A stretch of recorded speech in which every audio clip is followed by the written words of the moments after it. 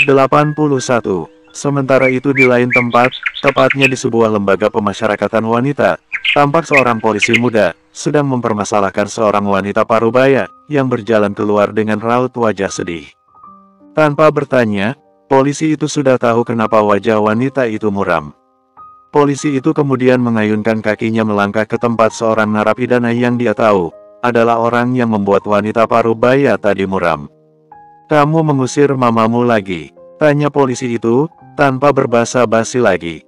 Seorang wanita yang berpakaian tahanan langsung menoleh begitu mendengar suara pria itu. Wanita itu tidak lain adalah Naya, dan wanita parubaya yang baru saja keluar itu adalah Catherine, mamanya. "Bukan urusanmu. Jangan ikut campur," jawab Naya ketus. Polisi muda itu tersenyum tipis, tidak merasa tersinggung dengan sikap Naya. Awalnya ketika wanita itu baru masuk, dia memang ingin sekali menyumpal mulut Naya karena selalu mengeluarkan kata-kata pedas. Tapi, seiring berjalannya waktu, pria itu sudah kembali dan menganggap kata-kata pedas dari mulut wanita itu adalah hal biasa. "Ini memang bukan urusanku, tapi setiap kali aku melihat wajah mamamu yang selalu muram keluar dari tempat ini, itu membuatku merasa empati dan tidak tega." "Bagaimana mungkin kamu yang anaknya bisa tega seperti itu?" tanya polisi yang di dada sebelah kanannya tertulis nama Randi. "Dia memang mamaku, tapi dia tidak pernah menyayangiku. Dia selalu menentang apa yang sangat ingin kudapatkan. Kamu lihat sendiri, dia bahkan mempengaruhi papaku untuk melaporkanku ke polisi. Mama seperti apa seperti itu?" Mata Naya terlihat berkilat-kilat penuh kebencian. Polisi muda bernama Randi itu menghela napasnya dengan berat dan sekali hentakan. Ia bisa melihat kalau gadis di depannya itu benar-benar sudah tertutup oleh rasa kebencian yang dia bangun sendiri. "Naya, asal kamu tahu, apa yang mamamu lakukan itu justru karena dia sangat menyayangimu.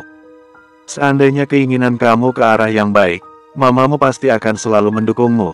Tapi kalau keinginan kamu untuk memiliki seseorang yang sudah menjadi milik orang lain, tentu saja mamamu tidak akan mendukung. Justru kalau sampai mama kamu mendukung apa yang kamu lakukan itu, secara tidak langsung mama kamu sudah menjerumuskanmu ke jurang," tutur Randi panjang lebar tanpa jeda. "Jangan sok tahu, mamaku memang tidak pernah menyayangiku. Kalau dia sayang, dia pasti akan meminta papa untuk menarik laporannya. Tapi, dia sama sekali tidak melakukannya." Lagi-lagi Randi tersenyum tipis mendengar ucapan Naya. "Kalau mama kamu melakukan seperti yang kamu inginkan, apakah itu menjamin kalau kamu akan berubah dan berhenti melakukan segala hal yang hanya kamu mau? Tidak kan? Justru kalau mama kamu melakukan seperti yang kamu inginkan, itu akan membuatmu semakin berada di atas angin, karena kamu merasa kamu selalu dibela," tutur Renudi dengan nada lembut. "Naya, mama kamu melakukan ini semua hanya ingin kamu bisa introspeksi diri selama berada di penjara, dan itu semua karena dia sangat menyayangimu. Dia ingin kamu menjadi pribadi yang baik. Apa kamu kira dengan kamu ada di sini, mama kamu itu bahagia? Tidak Naya, hati mama kamu itu benar-benar terluka dan dia menangis di dalam hatinya." Randi diam sejenak untuk mengambil jeda sekaligus untuk meraup oksigen. "Apa kamu tidak berpikir, kenapa mama kamu setiap hari datang walaupun selalu mendapat penolakan darimu? Dia datang hanya ingin memastikan apa kamu baik-baik saja atau tidak. Itu semua karena dia sangat menyayangimu, Naya. Karena bagaimanapun kelakuan anaknya, seorang ibu pasti akan selalu menyayanginya," sambungnya lagi, karena melihat Naya yang diam seribu bahasa. "Sekali lagi, aku katakan, dia tidak menyayangiku. Aku yang tahu karena aku yang merasakannya, bukan kamu." Sepertinya hati Naya masih sangat sukar untuk dilunakkan, sehingga polisi muda itu sulit untuk memberikan pengertian. "Bagaimana mungkin mama kamu tidak menyayangimu? Dia yang melahirkanmu dengan susah payah, dan dia juga sudah membesarkanmu. Kalau dia tidak sayang, pasti dari dulu kamu sudah dibuang. Seharusnya kamu harus menyayangi mamamu, karena bagaimanapun beliau sudah susah payah untuk melahirkanmu. Tapi, kenapa kamu tega membuat beliau sedih terus?" Randi mulai berapi-api. Sepertinya polisi muda itu mulai kesal karena sikap keras kepala Naya. "Aku tidak pernah meminta untuk dilahirkan. Jadi aku tidak harus membalas jasanya. Justru dia yang menginginkan seorang anak," sahut Naya, masih dengan keras kepalanya. Randi mengembuskan napasnya, berusaha untuk menahan diri agar tidak berbicara kasar pada Naya. Ya, memang yang menginginkan hadirnya seorang anak itu adalah papa dan mamamu. Tapi, kalau boleh meminta, mamamu pasti juga tidak ingin melahirkan seorang anak yang tidak tahu terima kasih seperti kamu. Aku heran, zaman sekarang banyak sekali anak-anak muda yang kalau disinggung masalah balas budi pada orang tua, selalu menjawab seperti yang kamu katakan tadi. Aku tidak minta untuk dilahirkan, kenapa? Kalau sebaliknya orang tua kamu mengatakan, tidak ingin anak yang seperti kamu bagaimana? Sakit hati kan? Sepertinya Randi mulai tidak bisa menahan kekesalannya lagi. Wanita di depannya itu benar-benar menguji kesabarannya. Naya terdiam 1000 bahasa, tidak bisa memberikan jawaban pada apa yang ditanyakan pria berseragam polisi itu. Naya, aku justru salut pada mamamu. Karena sekeras apapun kamu menolak kedatangannya, dia tetap datang untuk melihat kondisimu di sini. Dia hanya ingin memastikan kalau kamu baik-baik saja. Kurang sayang apa coba mamamu itu ke kamu? Kamu lihat, yang lainnya, apa keluarga mereka ada yang datang seperti mama kamu? Tidak kan? Jadi, seharusnya kamu itu bersyukur, sambung Randi lagi dan kali ini sudah kembali lembut, karena dia sudah berhasil meredam kekesalannya. Lagi-lagi Naya terdiam, dan mengalihkan tatapannya ke arah lain. Di saat bersamaan, tiba-tiba seorang polisi datang sembari membawa wanita hamil yang kalau dilihat dari besarnya perut wanita itu, sudah masuk ke trimester akhir, dan mungkin hanya tinggal menghitung hari untuk melahirkan. Pak Bagus, kenapa dengan wanita itu? Tanya Randi begitu rekan kerjanya itu sudah memasukkan wanita hamil tadi ke dalam sel. Dia ketahuan mencuri roti dan susu di supermarket, Pak Randi, sahut rekan kerjanya yang bernama Bagus itu. Jadi kenapa harus dibawa ke penjara? Harusnya bisa diselesaikan dengan damai kan? Kasihan wanita itu, hamil besar, ucap Randi. Masalahnya si pemilik supermarket tidak mau damai untuk memberikan efek jera. Karena menurut mereka, wanita tadi sudah sering mencuri barang di supermarketnya. Itu, pemilik supermarket itu meminta pertanggungjawaban suami wanita itu dengan mengganti rugi dengan nominal yang cukup banyak. Tapi suami wanita itu justru malah meminta agar pemilik supermarket itu memenjarakan istrinya saja, daripada harus ganti rugi, jelas Bagus dengan panjang lebar. Apa alasan wanita itu sampai mencuri? Tanya Randi lagi. Tadi wanita itu mengaku kalau dia terpaksa mencuri karena ada anak pertamanya berusia sekitar 2 tahun merasa lapar, sedangkan suaminya jarang bahkan hampir tidak pernah memberikan uang padanya untuk belanja sehari-hari. Suaminya selalu menghabiskan uangnya untuk minum dan berjudi. Karena anaknya itu tidak berhenti menangis, jadi dia tidak punya pilihan selain mencuri. Kebetulan dia juga lapar, jelas Bagus lagi. Randi menarik napas dalam-dalam dan mengembuskannya kembali, merasa miris mendengar penjelasan rekan kerjanya itu. Itulah kasih sayang seorang ibu yang tidak tega melihat anaknya kelaparan. Yang rela melakukan apa saja untuk anaknya, ucap Randi dengan ekor mata yang melirik ke arah Naya, untuk melihat bagaimana respon wanita itu.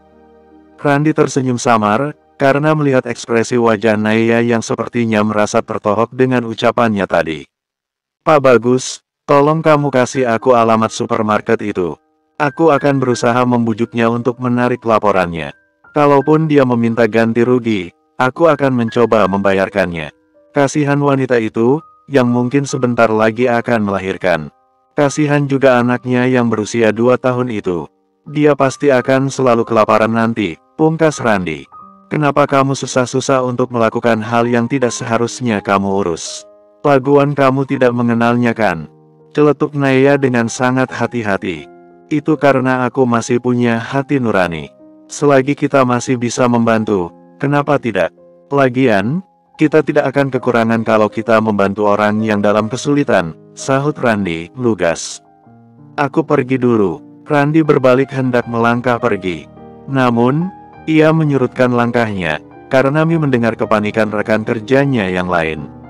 Ada apa? Apa yang terjadi? Randi seketika panik dan mengurungkan niatnya untuk pergi. Wanita tadi sepertinya mau melahirkan, karena tiba-tiba dia menjerit kesakitan sambil memegang perutnya. Randi sontak berlari menuju sel tempat wanita tadi dimasukkan. Sementara Naya berdiri membeku dengan tatapan mata kosong. Entah apa yang dipikiran wanita itu sekarang. Bersambung 82. Naya yang sudah tersadar dari lamunannya, langsung menyusul polisi muda yang memang belakangan ini sering mengobrol dengannya. Ia melihat, pria itu membopong wanita hamil yang merintih kesakitan dan sudah meneteskan air mata. "Pak, aku sudah tidak kuat. Sakit sekali." Wanita itu melepaskan dirinya dari pegangan Randi dan tersungkur jatuh ke lantai. "Aduh, Bu, ibu itu harus kuat. Ingat anak yang ada di dalam perut, Ibu. Dia ingin lahir ke dunia ini, Bu," ucap Randi dengan menunjukkan wajah setenang mungkin. Padahal siapa tahu, kalau sebenarnya pria itu sudah benar-benar panik. "Tapi, aku sudah tidak kuat, Pak. Kalaupun dia nanti lahir, dia akan sama siapa? Aku akan kembali ke penjara. Belum tentu papanya mau merawatnya. Bahkan sekarang aku juga tidak tahu bagaimana anak pertamaku yang bersama papanya sekarang. Apa papanya kasih dia makan atau tidak?" Wanita itu menangis sesungguhkan di sela-sela rasa sakitnya. Randi terdiam. Pria itu benar-benar merasa terenyuh mendengar ucapan wanita hamil itu. "Untuk sekarang, Ibu jangan terlalu banyak pikiran dulu. Tolong fokus pada bayi yang akan lahir ini. Untuk masalah anak Ibu yang ada di suami Ibu sekarang, aku akan cari solusinya nanti. Aku juga akan berusaha membujuk pemilik supermarket itu untuk mau berdamai. Aku janji, aku sendiri yang akan membayar ganti rugi dan aku juga yang akan membiayai persalinan Ibu. Ayo, Bu, semangat lagi." Randi meraih tangan wanita hamil itu, membantu untuk berdiri lagi. "Terima kasih, Pak, tapi yang Bapak katakan tadi benar kan?" tanya wanita hamil itu memastikan, dan Randi menganggukkan kepalanya, mengiyakan. "Haish, bagaimana dia mau membayar ganti rugi dan membayar biaya persalinan sih? Dia kan hanya seorang polisi. Bagaimana dia bisa punya uang sebanyak itu?" bisik Naya pada dirinya sendiri. Randi kemudian dengan dibantu oleh rekan kerjanya akhirnya berhasil membawa wanita itu masuk ke dalam mobil polisi, dan langsung bergerak menuju rumah sakit terdekat. Sementara itu Naya yang sudah kembali masuk ke dalam sel, mendaratkan tubuhnya duduk di lantai dengan mata yang menerawang. Entah apa yang dipikiran wanita itu sekarang. Lamunan wanita itu tiba-tiba terhenti ketika seorang sipir lewat dari depan selnya. "Pak, Pak!" teriak Naya memanggil sipir itu sembari berdiri dari tempat dia duduk. "Ada apa, Nona?" tanya sipir itu dengan kening yang berkerenyit. Boleh aku pinjam handphone Bapak?" "Sebentar saja, Pak." Untuk pertama kalinya seorang Naya memohon pada orang sampai menangkupkan kedua tangannya. "Pinjam handphone? Untuk apa, Nona?" Kening sipir itu sama sekali tidak berkurang kerutannya. "Aku hanya mau menghubungi papaku, Pak. Please, kasih aku pinjam handphonenya ya." Mohon Naya lagi. Melihat wajah Naya yang memelas, akhirnya sipir itu merogoh sakunya, meraih handphone dari dalam sakunya dan memberikan pada Naya. "Terima kasih, Pak," ucap Naya yang benar-benar membuat sipir itu terkesiap kaget. Kenapa? Itu karena selama Naya ada di penjara, wanita itu tidak pernah sama sekali mengeluarkan kata terima kasih dan maaf. Naya kemudian menekan nomor Tio papanya yang memang sudah dihafal olehnya. "Halo," sapa suara seorang laki-laki dari ujung telepon. Naya bisa memastikan kalau yang menjawab panggilannya itu adalah papanya. "Pak, ini aku Naya. Papa apa kabar?" tanya Naya dengan sangat hati-hati. Bisa dipastikan kalau pria parubaya di seberang sana pasti sedang mengenyitkan keningnya, karena kaget mendengar nada bicara Naya yang sudah tidak meledak-ledak lagi. "Kamu benar Naya, kamu tidak bohong kan?" tanya Tio memastikan. "Iya, Papa, ini aku Naya. Masa Papa lupa dengan suara anak sendiri?" ucap Naya. "Oh, kenapa? Ada apa?" telepon Papa. Nada suara Tio sudah berubah dingin. "Aku garis bawah. Kalau kamu mau memohon agar Papa menarik laporan Papa itu, lupakan. Papa tidak akan menarik laporan itu." Belum selesai Naya bicara, Tio sudah menyambar lebih dulu, menyela putrinya. "Bukan, Pak, aku tidak membicarakan hal itu. Tapi, kalau Papa tidak sibuk, bisa tidak Papa datang ke sini bersama Mama?" tanya Naya dengan sangat hati-hati. Tidak terdengar jawaban sama sekali dari Tio papanya. Bisa dipastikan pria di ujung sana pasti sedang kaget mendengar permintaan putrinya yang meminta dia datang bersama dengan istrinya. Padahal yang ditahu kalau selama ini, sang putri selalu menolak untuk bertemu dengan sang istri. Bahkan dia tahu kalau tadi putrinya itu juga sudah mengusir mamanya sendiri. "Pak, kenapa Papa diam? Bisa kan Papa ajak Mama ke sini?" Ulang Naya lagi. "Untuk apa? Kalau untuk kamu hina lagi, Papa tidak akan mengabulkan permintaanmu," sahut Tio tegas. "Tidak akan, Pak, aku janji. Aku hanya ingin minta maaf pada Mama dan Papa secara langsung. Aku juga ingin membicarakan sesuatu. Aku mohon, Papa mau ya datang dengan Mama hari ini." Mohon Naya dengan wajah memelas, lupa kalau papanya tidak bisa melihat ekspresinya itu. Lagi-lagi tidak terdengar jawaban-jawaban dari Tio. Sepertinya pria itu tengah berpikir, apakah mengiyakan atau menolak permintaan putrinya itu. "Pak, kenapa diam lagi? Tidak mau ya?" Entah kenapa, Naya yang selama ini pantang untuk menangis, tiba ingin menangis. "Baiklah, Papa akan ke sana membawa Mama kamu. Tapi bisa Papa pastikan, kalau kamu meminta untuk menarik laporan perbuatanmu dan membebaskanmu, Papa tidak akan mengabulkan permintaanmu itu, paham kan?"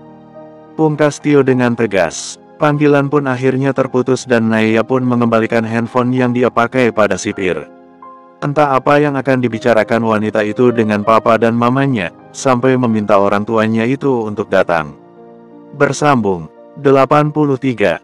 Kenapa kamu meminta Papa dan Mama datang ke sini? Kalau kamu meminta untuk Papa menarik laporan Papa. Maaf, Papa tidak bisa. Tio langsung berbicara tegas tanpa basa-basi terlebih dulu. Dia terlihat tidak peduli dengan putri kesayangannya itu, padahal jauh dalam lubuk hati, sebenarnya dia ingin mendekap erat Naya, saking rindunya. Naya terlihat tersenyum santai, tidak seperti biasanya yang selalu akan marah kalau mendengar orang berbicara keras padanya. Tidak peduli, yang berbicara itu orang tuanya sekalipun. Kenapa Papa datang-datang langsung berbicara seperti itu? Apa Papa sama sekali tidak mau memelukku dulu? Apa Papa tidak merindukanku? Tanya Naya dengan senyuman yang tidak pernah tanggal dari bibirnya. Tio terdiam, tidak memberikan tanggapan sedikit pun. Kenapa Papa diam? Kalau Papa tidak mau memelukku, biarlah aku yang memeluk Papa. Tio semakin tertegun, tidak berkutik ketika putri yang dia manjakan selama ini, tiba-tiba memeluknya. Naya kemudian melerai pelukannya dan melangkah mendekati Catherine mamanya yang kini menatapnya dengan manik mata yang berembun, menahan tangis. "Aku bolehkan memeluk Mama juga?" tanya Naya dengan sangat hati-hati. Manik mata gadis itu juga kini sudah mulai berembun. Catherine tidak mengeluarkan suara sama sekali, tapi ia menganggukkan kepalanya, pertanda mengiyakan permintaan putrinya itu. Baru saja Naya hendak memeluk mamanya, tiba-tiba tangan Tio menahan tubuhnya hingga gadis itu urung memeluk Catherine. "Tidak perlu berbasa-basi, Naya. Jangan bersikap seolah-olah kamu sudah berubah. Berharap dramamu kali ini bisa membuat Papa berubah pikiran untuk melepaskanmu dari penjara. Lupakan tentang itu, karena itu tidak akan terjadi. Sekarang kamu jelaskan apa maksud kamu meminta kami datang ke sini." Ucap Tio yang terlihat masih curiga dan tidak percaya sama sekali dengan sikap putrinya yang tiba-tiba berubah baik. Naya menarik napas dalam-dalam dan mengembuskannya kembali ke udara dengan sangat berat. "Pak, berapa kali aku katakan kalau aku tidak akan meminta Papa untuk membebaskanku? Tolong jangan curiga lagi. Aku meminta Papa dan Mama datang ke sini, hanya untuk memohon sesuatu pada Papa dan Mama. Aku harap Papa dan Mama mengabulkan permohonanku yang ini." Sudut alis Tio sedikit naik ke atas, menatap Naya dengan tatapan curiga. "Permohonan apa? Kalau sanggup kami penuhi akan kami penuhi selama itu tidak permintaan untuk sesuatu yang hanya demi keuntungan kamu sendiri. Papa akan penuhi," sahut Tio tegas. "Tidak sama sekali. Aku hanya ingin Papa membantu seorang wanita yang sekarang sedang dibawa ke rumah sakit karena akan melahirkan. Aku mohon agar Papa dan Mama mau membantu biaya persalinannya, dan aku juga mohon agar Papa dan Mama mau membantunya bebas dari penjara, karena apa yang dia lakukan, hanya untuk anaknya yang lapar," tutur Naya dengan senyum miris. Tio dan Catherine sontak saling silang pandang kaget sekaligus bingung mendengar permintaan yang baru saja terlontar dari mulut sang putri. "Maksud kamu apa? Kenapa kamu meminta kami membantu wanita itu? Kamu tidak mau membantu seseorang yang jelas-jelas kami tidak tahu alasan kenapa kamu harus membantunya. Catherine yang dari tadi hanya diam saja, kini mulai buka suara. Sebelum menjawab, Naya kembali mengembuskan napasnya. Kemudian, ia mulai menjelaskan apa yang sebenarnya terjadi pada wanita itu dan tentang suaminya yang sama sekali tidak mau bertanggung jawab. Begitu, Pak, pemilik supermarket itu tidak mau berdamai. Dia mau berdamai kalau ibu tadi mau ganti rugi. Ibu tidak punya uang, sedangkan yang diminta pemilik supermarket itu benar-benar tidak masuk akal. Sekarang dia akan melahirkan dan sudah dibawa ke rumah sakit. Setelah dia melahirkan, dia akan kembali ke penjara. Aku tidak bisa membayangkan bagaimana nanti kondisi dua anaknya di tangan papanya yang sama sekali tidak ada tanggung jawab itu. Tadi memang Kak Randi mengatakan akan menanggung biaya rumah sakit wanita itu, dan berjanji akan mencari jalan keluar, tapi Papa tahu sendiri kan, bagaimana kondisi Kak Randi. Dia hanya seorang polisi, bagaimana dia bisa menanggung semuanya? Aku sama sekali tidak memandang rendah dan menganggap polisi tidak punya uang banyak, tapi dia juga butuh untuk dirinya sendiri, Pak. Jadi, aku minta tolong, agar kali ini Papa dan Mama mau memenuhi permintaanku kali ini. Aku berjanji tidak akan meminta Papa dan Mama untuk membebaskanku lagi, karena aku sudah menyadari kalau memang aku harus mempertanggungjawabkan perbuatanku, tutur Naya panjang lebar dan tanpa jeda. Sementara itu Theo dan Catherine bergeming, tidak bisa berkata-kata apa-apa. Mereka hampir tidak percaya kalau yang sedang memikirkan orang lain itu adalah Naya, putri mereka yang selama ini hanya memikirkan dirinya sendiri. Kenapa Papa dan Mama diam? Apa Papa dan Mama tidak mau mengabulkan permintaanku? Tanya Naya sembari menggigit bibirnya. Kamu meminta begini tidak sedang bersandiwara untuk menarik simpati kami kan? Sepertinya Theo masih benar-benar curiga pada Naya. Sumpah demi apapun, tidak sama sekali, Pak. Aku tahu akan sulit bagi Papa untuk percaya, tapi ini murni aku minta dari hati tanpa maksud apapun. Theo dan Catherine lagi-lagi saling silang pandang, benar-benar bingung dengan perubahan sang putri yang terlalu tiba-tiba. Kenapa kamu tiba-tiba bisa berubah seperti ini? Sejak kapan kamu mau memikirkan kesulitan orang lain? Tanya Catherine. Itu karena aku melihat wanita hamil itu melakukan segala cara demi anaknya. Aku melihat wanita tadi meraung-raung kesakitan saat melahirkan. Benar kata Kak Randi, kalau seorang ibu pasti akan melakukan apapun demi anaknya, seperti wanita tadi. Melihat wanita tadi meraung kesakitan dan masih tetap memikirkan anaknya di tengah rasa sakit yang dia rasakan, aku seketika merasa tertampar, Ma. Aku membayangkan ketika Mama melahirkanku. Sejahat apapun aku ke Mama, tapi Mama selalu datang untuk melihat kondisiku. Maafkan aku, Ma. Aku benar-benar sudah kurang ajar pada Mama. Aku juga menyadari kalau aku kurang bersyukur, memiliki seorang papa yang sangat menyayangiku, tidak seperti suami wanita tadi. Kak Randi, benar. Mama pasti akan mendukungku kalau yang aku lakukan itu ke arah positif. Kalau ke arah negatif, itu sama saja Mama menjerumuskanku ke jurang. Maafkan aku, Ma, Pak. Aku sudah membuat kalian berdua malu dengan perbuatanku. Naya kini sudah tidak bisa menahan air matanya lagi. Wanita itu kini sudah menangis sesungguhkan. Catherine tersenyum dan meraih tangan anaknya itu. Sejahat apapun kamu itu tetap anak yang lahir dari rahim Mama. Pintu maaf Mama akan selalu terbuka untukmu, ucap Catherine yang kini juga ikut menangis. Hal yang sama juga dilakukan oleh Theo. Dia berdiri dan memeluk putrinya itu. Baiklah, kamu akan memenuhi permintaanmu. Kamu tenang saja, pungkas Theo sembari membelai lembut rambut putrinya itu. Setelah selesai, Theo dan Catherine akhirnya melangkah keluar meninggalkan Naya. Siapa Randi? Tanya Theo saat dia dan istrinya sudah ada di parkiran. Ia memang tidak mengenal Randi.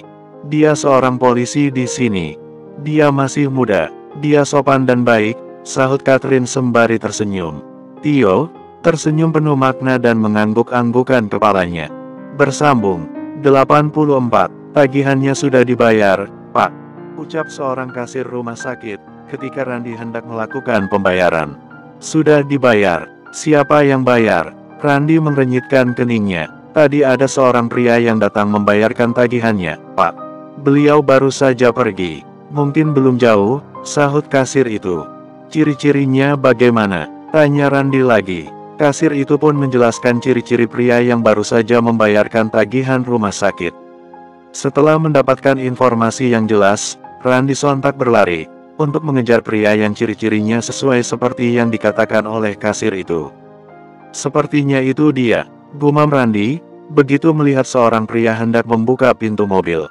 Pak, tunggu sebentar, teriak Randi sembari berlari ke arah pria itu. Kamu memanggilku? Pria itu mengerenyitkan keningnya, menatap dengan mata menyipit ke arah Randi. Iya, Pak, sahut Randi sembari berusaha mengatur napasnya. Ada apa? Kenapa kamu mengejarku? Apa ada sesuatu yang salah, sampai kamu mengejarku? Pria itu meneliti penampilan Randi yang masih mengenakan seragam polisinya. Tidak ada sama sekali, Pak. Sebelumnya kenalkan, aku Randi. Randi mengulurkan tangannya ke arah pria itu. Aku Danu. Pria itu menyambut tangan Randi. Pak Danu, Anda sama sekali tidak melakukan apapun yang salah. Maaf kalau membuat Anda salah paham. Aku hanya mau tanya, kenapa Anda membayarkan tagihan atas nama Ibu Ratna, yang baru saja melahirkan di rumah sakit ini? Apa Bapak punya hubungan dengan ibu itu? Tanya Randi beruntun. Aku hanya diperintah oleh atasanku untuk membayar semua tagihan sampai perawatannya nanti. Aku sama sekali tidak mengenal wanita itu, sahut pria bernama Danu itu santai.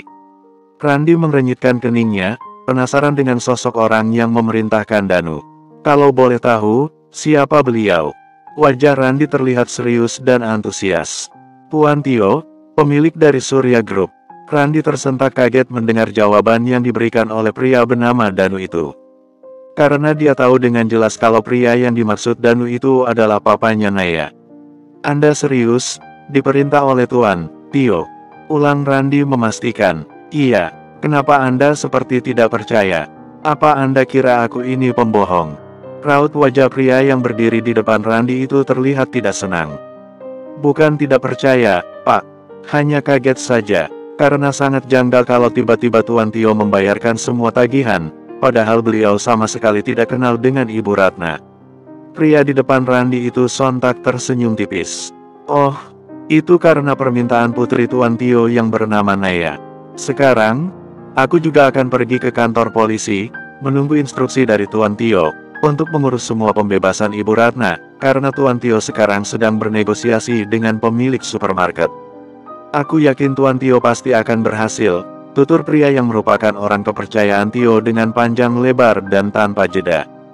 Oh seperti itu, Randi mengangguk-anggukan kepalanya. Kalau begitu, Pak Randi, aku pamit pergi dulu. Danu masuk ke dalam mobil setelah Randi menganggukkan kepalanya. Randi menatap ke arah mobil yang dikemudikan Danu, sampai mobil itu menghilang dari pandangannya. Sepertinya Naya mulai menyadari kesalahannya. Sepertinya kejadian tadi bisa menyentuh hatinya, batin Randi sembari tersenyum. Pria itu kemudian berbalik, hendak kembali masuk ke dalam rumah sakit. Namun, tiba-tiba langkahnya terhenti karena ada sesuatu yang singgah di pikirannya. Kalau Naya sudah ada perubahan, apa kedua orang tuanya langsung membebaskannya? Kalau iya, apa itu sekarang? Kalau sekarang, itu berarti kami bisa-bisa tidak akan bertemu lagi. Aku harus kembali ke sana sekarang. Randi melangkahkan kakinya dengan terburu-buru, seperti berlari kecil. Lagi-lagi pria itu menghentikan langkahnya. Tapi, tidak mungkin kan aku pergi. Kalau aku pergi, siapa yang akan menjaga wanita itu? Bagaimanapun sampai sekarang dia masih merupakan tahanan. Kalau aku pergi, bisa-bisa aku diklaim gagal melaksanakan tugas, gumam Randi yang kini merasa dilema. Tapi, kalau aku tetap di sini, berarti aku tidak akan. Haish, kenapa denganku? Kenapa aku merasa tidak terima kalau nantinya tidak bisa bertemu? Lagian tidak masalah kan, kalau kami tidak bertemu lagi. Randi kembali memutuskan untuk kembali masuk ke rumah sakit. Arg, tidak bisa ini. Otakku benar-benar tidak bisa diajak kompromi. Bagaimana ini? Randi benar-benar merasa dilema sekarang. Oh, Randi sedikit berlari masuk ke dalam lapas tempat Naya berada. Ya, akhirnya Randi memutuskan untuk kembali ke lapas, karena kebetulan juga rekannya ada yang datang, dan akhirnya dia pun meminta rekannya itu untuk menjaga wanita yang baru saja melahirkan itu. Tanpa basa-basi dengan rekan-rekannya, Randy langsung berjalan menuju sel Naya. Begitu tiba di depan sel Naya, Randy mengembuskan napasnya. Ada perasaan lega ketika dia melihat wanita yang membuatnya dilema tadi, ternyata masih berada di sel. "Naya, kamu masih di sini ya?"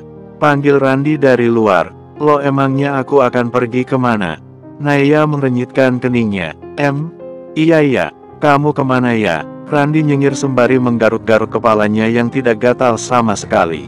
"Aku kira, Mama dan Papamu sudah menarik laporan dan membebaskanmu," pungkas Randy akhirnya jujur. "Atas dasar apa Papa dan Mamaku membebaskanku?" Naya mengenyitkan keningnya. Bukannya kamu yang meminta papamu untuk membayar biaya persalinan dan membebaskan wanita hamil tadi?" Naya menganggukkan kepalanya, mengiyakan. "Iya, jadi apa hubungannya dengan permintaanku itu dengan pemikiranmu, kalau orang tuaku membebaskanku?" tanya Naya. "Ya, aku pikir di saat kamu sudah memikirkan orang lain, itu berarti kamu sudah berhasil menyingkirkan ego yang menguasaimu selama ini. Dengan begitu, aku kira kedua orang tuamu langsung menarik laporan mereka," tutur Randy. Naya tersenyum dan menggelengkan kepalanya. "Aku tidak berniat lagi meminta Mama ataupun Papa untuk menarik laporan mereka. Aku sudah ikhlas ada di tempat ini. Aku hanya merasa kasihan dengan wanita tadi yang walaupun hidupnya susah, tapi dia tetap menjaga dan menyayangi anaknya." "Kamu benar, kalau seorang ibu pasti akan selalu menyayangi anaknya, hanya caranya yang berbeda." Ucapan yang terlontar dari mulut Naya membuat Randy bergeming untuk beberapa saat. Detik berikutnya, bibir pria itu pun melengkung membentuk sebuah senyuman. "Oh ya, bagaimana kondisi ibu tadi? Apa dia baik-baik saja? Anaknya bagaimana?" Naya kemudian bertanya dengan beruntun, penuh penasaran. "Ibu itu baik-baik saja, juga dengan bayinya. Dia melahirkan bayi laki-laki." Naya tersenyum dan mengembuskan napas lega mendengar jawaban dari Randy. "Kenapa kamu meminta Papa dan Mamamu membayar semua tagihan? Bukannya aku sudah katakan kalau aku yang akan membayarnya?" tanya Randy lagi. "Cih, kenapa kamu protes?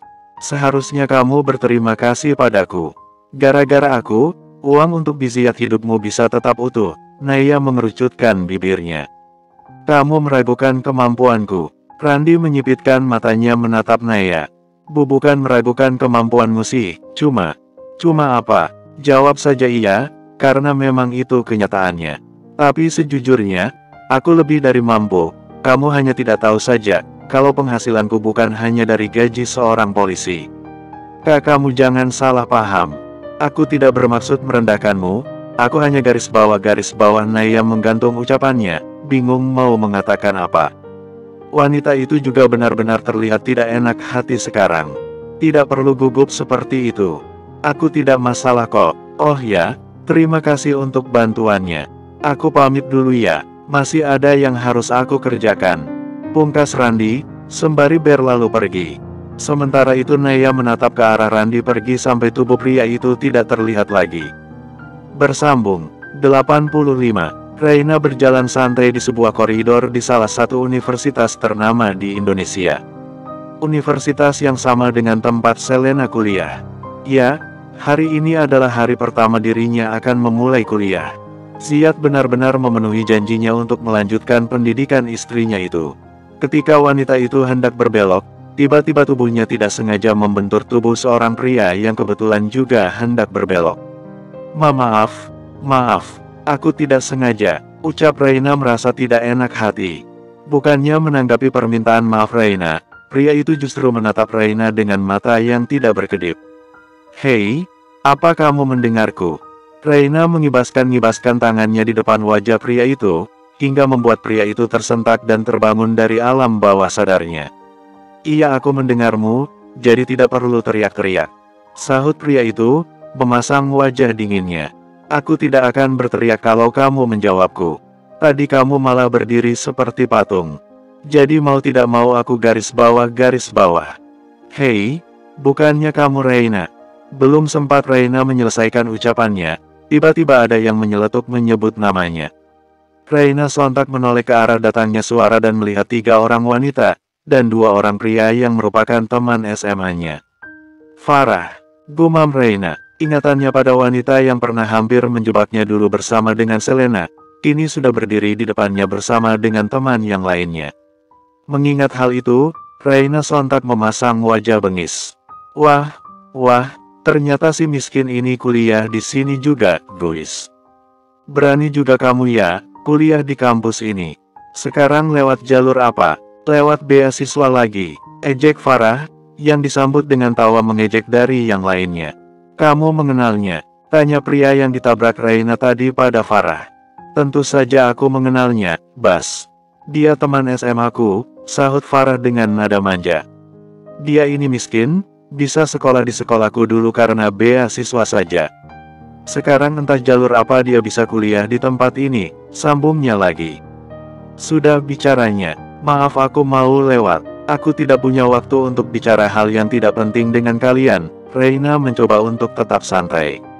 Eits, kamu buru-buru mau kemana sih? Cegah Farah sembari menahan pundak Reina. Reina memilih untuk diam, dia hanya menarik napas dalam-dalam dan mengembuskannya kembali ke udara, berusaha menahan diri agar tidak marah. Oh ya, aku mau tanya, pria kaya mana yang kamu goda, supaya bisa kuliah di sini? Karena setahu aku, beasiswa kamu sudah hangus setahun yang lalu jadi mustahil kamu bisa kuliah di sini. Kamu pasti jual diri kan? Ejek Farah, dengan sudut bibir yang tersenyum merendahkan. Reina mengepalkan tangannya dengan kencang. Ingin dia memberikan pukulan di wajah Farah, tapi untungnya dia masih sadar kalau posisi mereka ada di kampus. Kemudian Reina menepis tangan Farah dari pundaknya dan menatap Farah dengan tatapan yang sukar untuk dibaca. Kamu lagi membicarakan diri sendiri ya, Far? Tanya Reina, ambigu. Maksud kamu apa? Yang aku bicarakan itu kamu bukan aku. Lagi-lagi Reina tersenyum. Senyum yang membuat perasaan Farah tidak enak. Kamu tidak mengerti ya maksudku? Masa sih tidak mengerti? Reina mengerlingkan matanya, membuat perasaan Farah semakin tidak enak. Aku cuma mau kasih tahu, aku bisa kuliah. Bukan urusanmu aku pakai jalur apa. Sekarang, justru yang harus aku tanya itu kamu. Kamu bisa kuliah di sini, pakai apa? Bukannya papa kamu sudah dipecat papanya Selena dulu? Atau sama seperti yang kamu katakan tadi, jangan-jangan kamu bisa kuliah di sini karena kamu simpanan umum? Reina mengerlingkan matanya balik mengejek. Raut wajah Farah sontak berubah memerah. Malu pada teman-temannya yang memang tidak tahu tentang kejadian yang membuat papanya kehilangan pekerjaan dulu. Farah tidak menyangka kalau Reina berani membalas ucapannya. Dia mengira kalau wanita itu tidak akan berani karena tidak ada Selena di dekatnya. Dia benar-benar lupa kalau Reina adalah perempuan yang tidak mudah untuk ditindas. Hei, jaga mulut kamu. Kamu jangan coba-coba memfitnahku. Suara Farah mulai meninggi. Dua sudut bibir Reina sontak melengkung membentuk senyum sinis. Oh, aku fitnah ya? Yakin kamu kalau aku hanya memfitnahmu? Lagi-lagi nada dan ekspresi Reina terlihat mengejek Farah. Maksud dia apa, Farah? Tanya teman mereka lainnya. Kalian jangan percaya yang dia katakan. Dia itu hanya memfitnahku, pekik Farah, meyakinkan para temannya. Benar juga ya, buat apa kamu jual diri hanya untuk biaya hidup dan kuliah? Orang tua kamu kan kaya. Celetuk salah satu teman Farah, membuat wanita itu tersenyum kemenangan. Farah kemudian mencondongkan tubuhnya untuk mendekat ke arah Reina. Tidak akan ada yang percaya pada gadis miskin seperti kamu. Oh ya, jangan coba-coba mencari perhatian pada Bastian, dia itu laki-laki yang aku suka sekarang. Kalau kamu berani mendekatinya, siap-siap saja hidupmu tidak akan nyaman kuliah di sini. Bisik Farah dengan senyum licik dan penuh ancaman. Reina tersenyum sinis dan mendorong pelan tubuh Farah agar menjauh darinya. Tenang saja, aku tidak akan melakukan itu karena aku sama sekali tidak tertarik dengannya, ucap Reina. Kemudian dia menoleh ke arah pria yang tadi dia tabrak, dan yang akhirnya dia tahu bernama Bastian. Oh ya, nama kamu Bastian ya? Tanya Reina. Iya. Emangnya kenapa? Bastian lagi-lagi memasang wajah dingin. Padahal ada rasa senang di hatinya, kalau wanita yang baru saja menarik hatinya itu menyebutkan namanya. Apa kamu menyukai dia? Reina menunjuk ke arah Farah, yang wajahnya seketika berubah merah. Tidak, Emangnya kenapa? Bastian mengerenyitkan keningnya. Oh, kamu tidak menyukainya ya? Kasihan, padahal dia garis bawah. Reina, beraninya kamu, sambar Farah dengan cepat. Dia tidak menyangka kalau Reina akan seberani itu ingin memberitahukan tentang dirinya yang menyukai Bastian. Reina lagi-lagi tersenyum sinis, merasa puas melihat raut wajah panik Farah. Padahal dia apa? Tanya Bastian lagi. Dia menyukaimu dan dia memintaku menjauhimu. Kalau tidak, dia mengancam akan membuatku tidak nyaman kuliah di sini. Hati-hati dengannya ya. Dia itu bisa melakukan segala cara demi bisa mendapatkan apa yang dia mau, seperti yang pernah dia lakukan padaku dan Selena sahabatku dulu, pungkas Reina sembari berlalu pergi. Maksud dia apa, Far? Emangnya hal licik apa yang kamu lakukan pada dia dan Selena? Tanya salah satu teman Farah dengan kening berkerut. Tidak ada sama sekali. Dia hanya bicara sembarangan. Kalian semua jangan percaya apa yang dia katakan. Dia itu sengaja ingin menjatuhkanku. Farah memasang raut wajah sendu sekaligus malu pada Bastian yang kini tengah menatapnya dengan tatapan tajam. Farah, tanpa gadis tadi kasih tahu, aku sudah tahu kalau kamu menyukaiku. Tapi, aku tidak pernah sekalipun menyukaimu. Jangan pernah mengancam orang lain lagi yang akan aku dekati. Kalau tidak, hidupmu yang tidak akan nyaman aku buat. Ancam Bastian, yang kemudian setelah selesai dengan peringatannya, langsung berlalu pergi. Sabar ya, Far. Salah satu teman Farah mengelus lembut pundak wanita itu. Arg, brengsek. Dulu Selena, sekarang ada Reina. Mana Reina? Berani sekali lagi. Aku benar-benar tidak bisa menganggap remeh gadis itu. Umpat Farah dalam hati. Bersambung.